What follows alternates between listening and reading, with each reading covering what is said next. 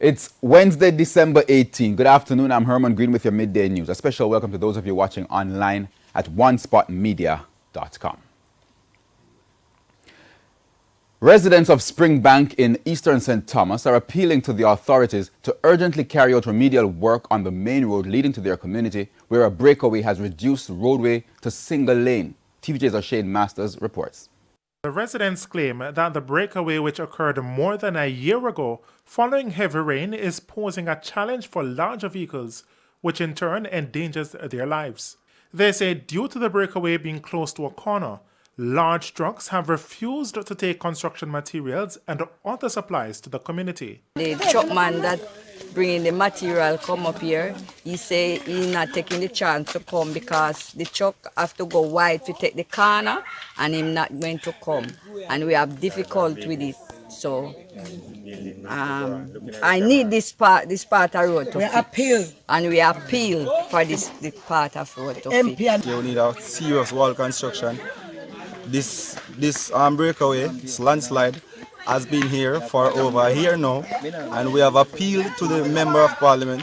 We have notified the councillor, the parish council knows about it, the Member of Parliament knows about it, and for over a year now, and still nothing has been done about it. The residents say the municipal corporation needs to address the matter with a level of urgency, as that road is the only way in and out of the community. We're tired for the kids to walk from here to buses all a morning time, all because of the road condition.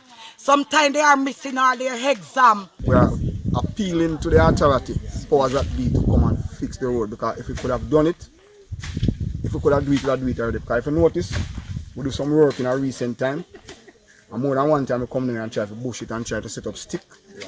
That's we have a lot of sticks in here to indicate to the motorists, because a bike man went over there and hurt himself. A taxi man almost go over there.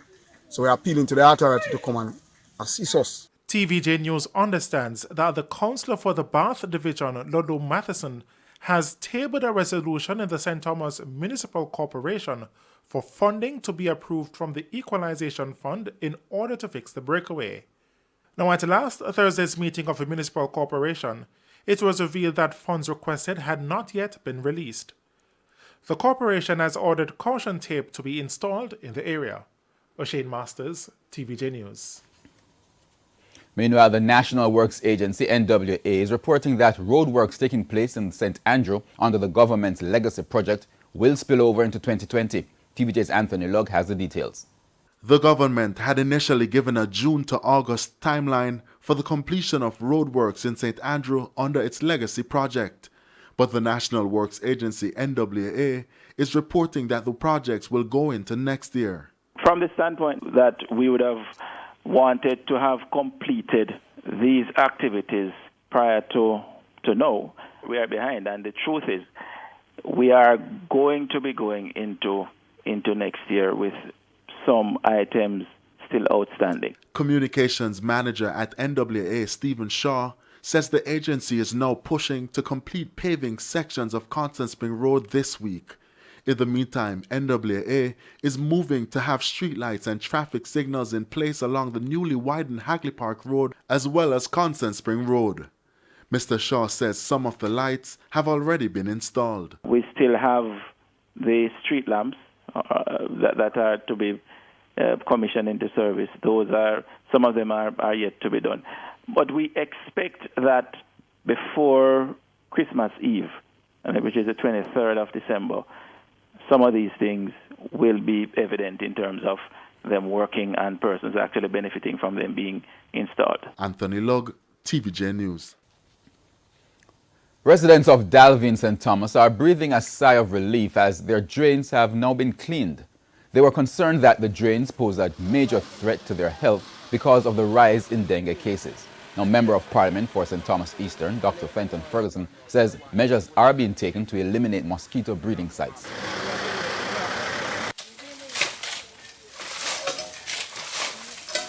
You know, stagnant boy, that's over it.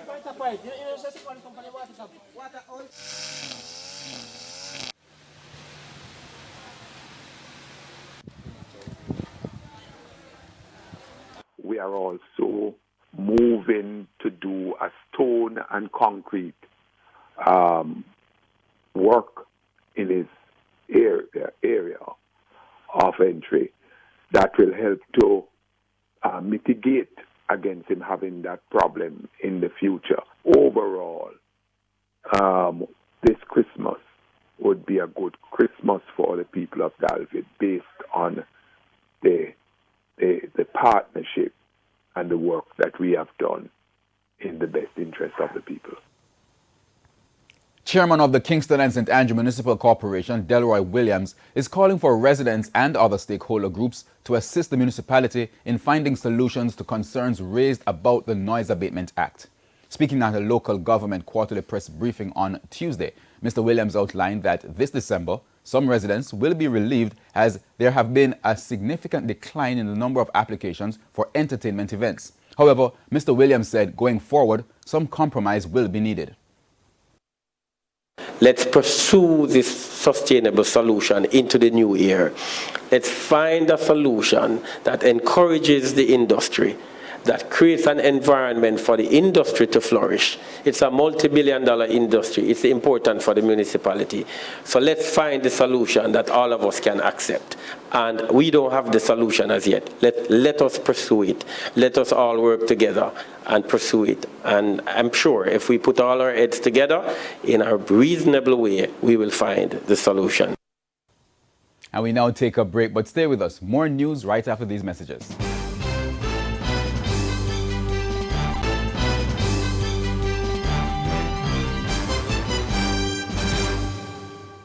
Welcome back, continuing the news. The Supreme Court is to hear the application for judicial review of the case against former Education Minister Ruel Reid and head of the Caribbean Maritime University, CMU, Professor Fritz Pinnock, today. Lead attorney for Mr. Reid and Professor Pinnock, Hugh Wildman, filed the application in October, shortly after the men were charged.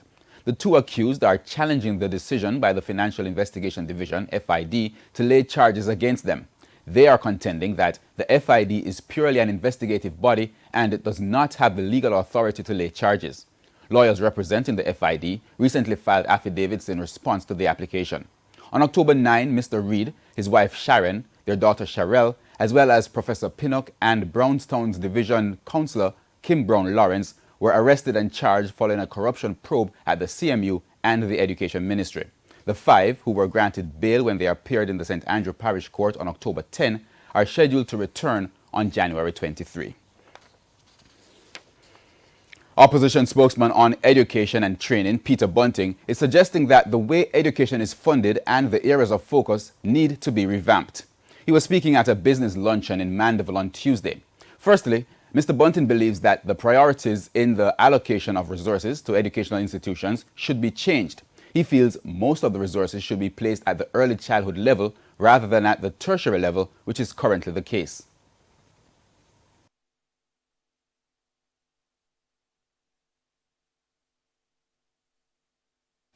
Well, that was an upside-down set of priorities, because the truth of the matter is we must prioritize the resources for the early childhood, then the primary, then the secondary, and finally the tertiary. Because you have to start with the foundation. He is also calling on the Education Ministry to ensure that at least one trained teacher is assigned to each early childhood institution, ECI. He says the policy was discontinued after a trained ECI teacher who was employed locally migrated. Mr. Bunting argues that while ECIs upgrade their schools and other infrastructure to meet the certification standards stipulated by the Early Childhood Commission, trained teachers are also needed to enhance the learning process. I appeal to continue somehow this program, wherever the resources are to be found, to keep at least one trained early childhood specialist teacher in these basic schools, as long as we keep them operating with students. It don't make sense for us to return to where we were.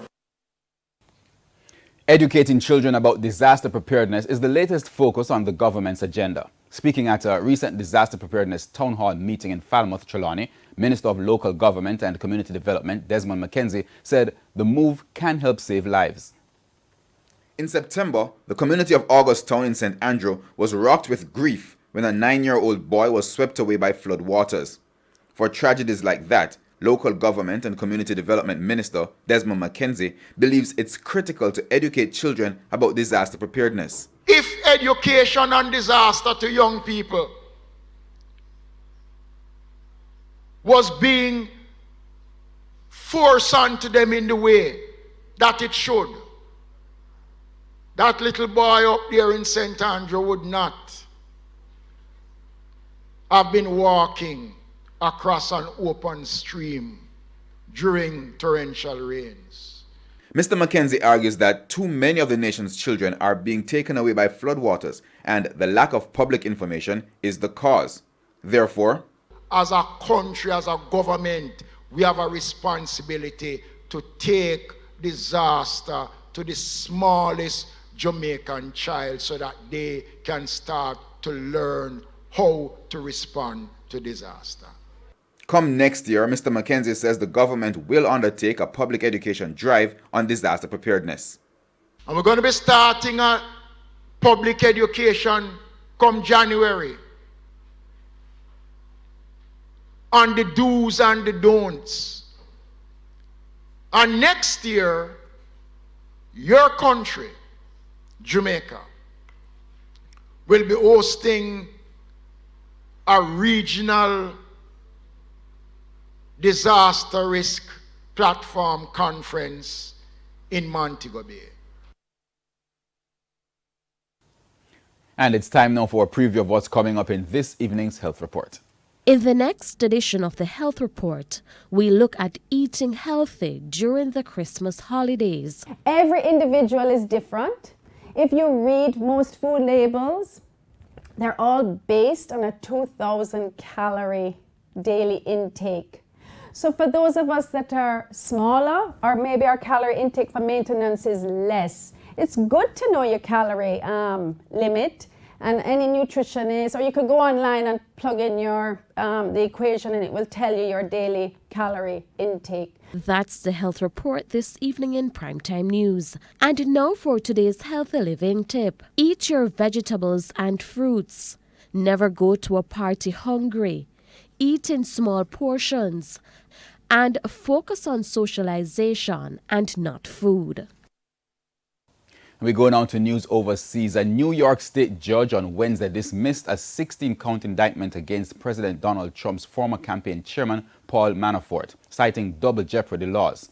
Manafort is currently serving a 7.5-year federal sentence for financial crimes that stemmed from Special Counsel Robert Mueller's investigation. He was admitted to hospital last week after suffering a heart ailment while in prison. His lawyers said Manafort was in stable condition. He has pleaded not guilty to the New York charges. The Manhattan District Attorney's Office said it would appeal the ruling. And we go down to sports. The West Indies will have to wait at least until Sunday for their first one-day international series win in India in 17 years, after going down by 107 runs to the hosts in the second ODI this morning to tie the series 1-1. Sent to bat, India posted a massive 387 for 5 with Rohit Sharma 159 and KL Rahul 102 leading the way. Shreyas Iyer also contributed 53. Now Jamaican Sheldon Cottrell claimed 2 for 83, while Kimo Paul, Kieron Pollard and Alzari Joseph all had a wicket each. In reply, the Caribbean side made a fight of the target with Shea Hope 78 and Nicholas Pooran 75 the top scorers. The Windies also fell from 192 for 3 to 210 for 8 as they lost 5 wickets for 28 runs before Kimo Paul scored 46 to take them to 280 all out. Kuldeep Yadav was also picked up a hat-trick as he ended with 3 for 52. Now Mohammad Shami also had 3 for 39, while Ravindra Jadeja had 2 for 74. And the third and final ODI will be on Sunday. And that's where we wrap up the Midday News. I'm Herman Green. Join us at 7 for the Primetime News package. On behalf of the entire team, pleasant viewing.